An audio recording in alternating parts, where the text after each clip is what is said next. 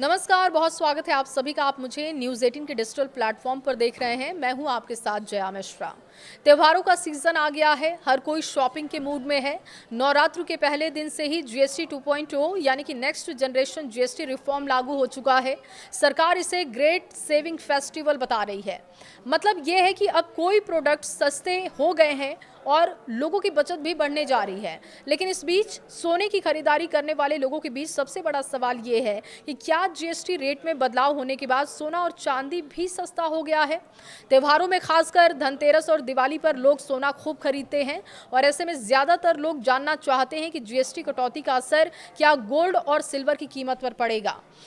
अगर कीमतें बढ़ी या घटी तो इसका असर उन पर कितना पड़ेगा, ये अब आपको बता देते हैं। तो बता दें कि सरकार ने इस बार कई चीज़ों पर जीएसटी कम किया है, लेकिन सोना और चांदी इस लिस्ट में शामिल नहीं है। सोने और चांदी पर आपको पहले की तरह ही 3% जीएसटी देना होगा। इसमें 1.5% सेंट्रल और 1.5% स्टेट जीएसटी शामिल होगा। अगर आप ज्वेलरी खरीदते हैं तो सोने की कीमत के अलावा मेकिंग चार्ज पर भी 5% जीएसटी अलग से आपको देना होगा। लेकिन अगर आप डिजिटल गोल्ड खरीदते हैं तो आपको सिर्फ 3% जीएसटी देना होगा। यानी कि गोल्ड ज्वेलरी खरीदते समय सिर्फ सोने की कीमत नहीं जुड़ती, उसमें टैक्स और मेकिंग चार्ज भी ऐड हो जाता है। यही वजह है कि जीएसटी रेट कट का फायदा सोने और चांदी की कीमत पर सीधे तौर पर नहीं मिलेगा। त्योहारों में सोना खरीदना परंपरा भी है और निवेश भी है।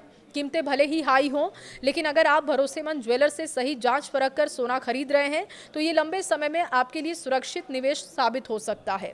तो इस बार जब आप नवरात्रि, धनतेरस या दिवाली पर सोना खरीदने जाएं तो ये जरूर याद रखें कि जीएसटी रेट में कटौती का असर गोल्ड और सिल्वर पर नहीं पड़ा है।